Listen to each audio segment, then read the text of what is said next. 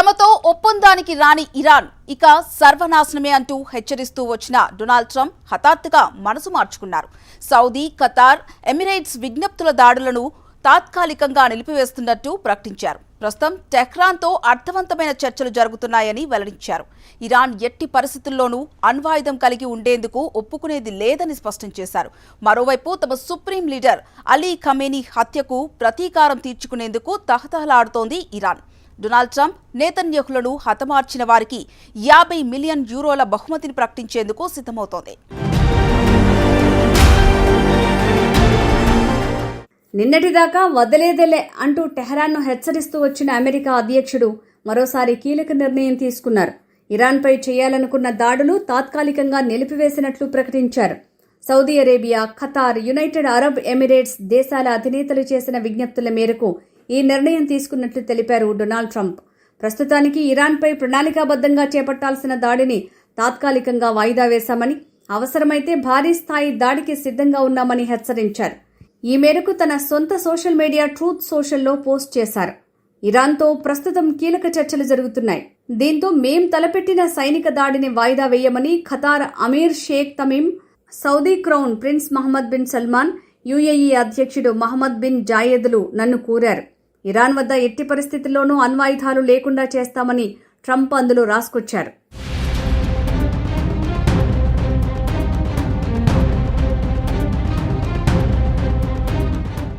ఇరాన్పై సైనిక చర్య విషయంలో జాతీయ భద్రతా బృందం అధ్యక్షుడితో సమావేశం కావాల్సి ఉందని ఇద్దరు అధికారులు తెలిపారు.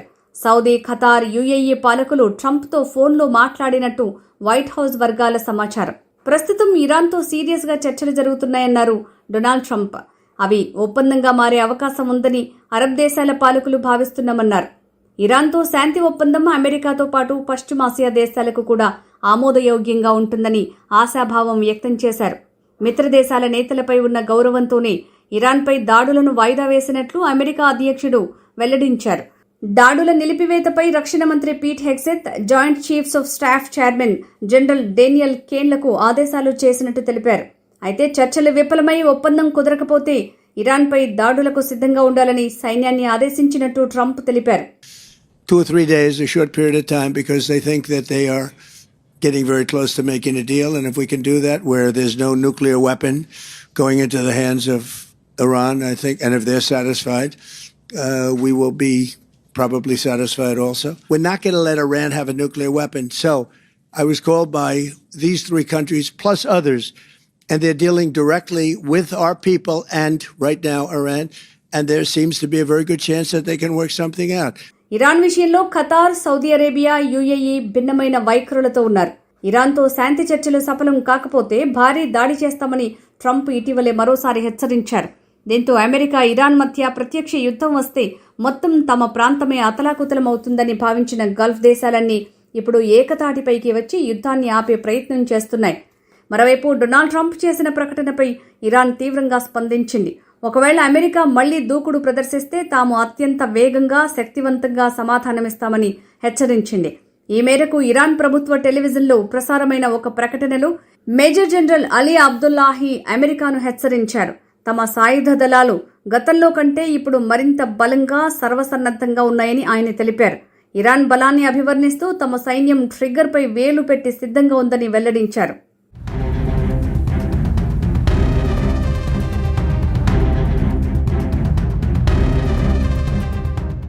మరోవైపు తమ దేశ సుప్రీం లీడర్ అలీ ఖమేనీని హతమార్చిన అమెరికాపై పగతో రగిలిపోతోంది ఇరాన్.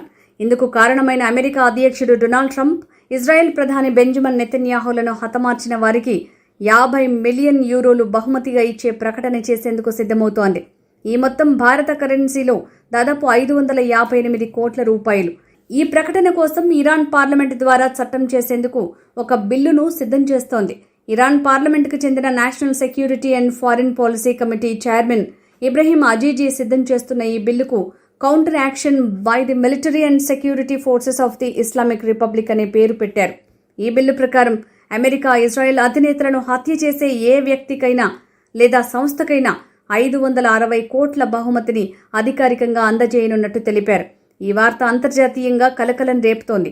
ఫిబ్రవరి 28న ఇరాన్పై అమెరికా, ఇజ్రాయెల్ జరిపిన వైమానిక దాడుల్లో అప్పటి Iran supreme leader Ali Khamenei మరణించారు.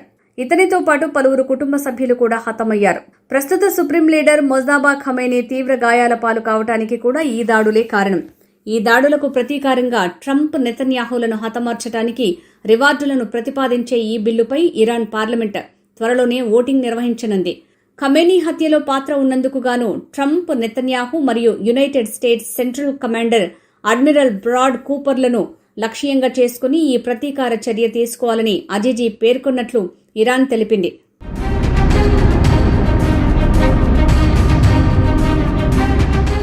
ట్రంప్, నెతన్యాహులను నరకానికి పంపే ఎవరికైనా బహుమతులు ఇచ్చే బిల్లుపై తమ పార్లమెంటు త్వరలోనే ఓటు వేస్తుందని ప్రకటించారు. ఇస్లామిక్ ప్రభుత్వం కిల్ ట్రంప్ ప్రచారం కోసం $50 మిలియన్ల సమకూర్చుకుందని ఇరాన్ ప్రభుత్వ అనుకూల మీడియా సంస్థ మాసఫ్ పేర్కొంది. ఇరాన్ గతంలో కూడా ఖమేనీ హత్యకు ప్రతీకారం తీర్చుకుంటామని ప్రకటించినప్పటికీ ఇప్పుడు ఏకంగా పార్లమెంట్లో చట్టం తీసుకురావాలని ప్రయత్నించడం కలకలం రేపుతోంది.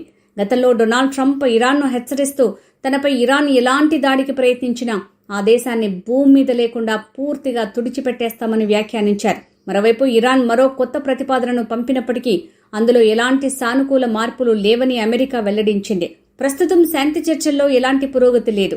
పరిస్థితి చాలా తీవ్రంగా ఉంది. సరైన రీతిలో స్పందించాల్సిన బాధ్యత పూర్తిగా ఇరాన్ పైనే ఉంది అని అమెరికా ఉన్నతాధికారి ఒకరు అంతర్జాతీయ మీడియాకు తెలిపారు. ఈ పరిణామాల నేపథ్యంలో పశ్చిమాసియాలో ఎప్పుడేం జరుగుతుందోనని అంతా ఆసక్తిగా ఎదురుచూస్తున్నారు. ఇదిలా ఉంటే ఇరాన్ పోర్టులపై అమెరికా దిగ్బంధనాన్ని కఠినంగా అమలు చేస్తున్నట్లు యుఎస్ సెంట్రల్ కమాండ్ ప్రకటించింది.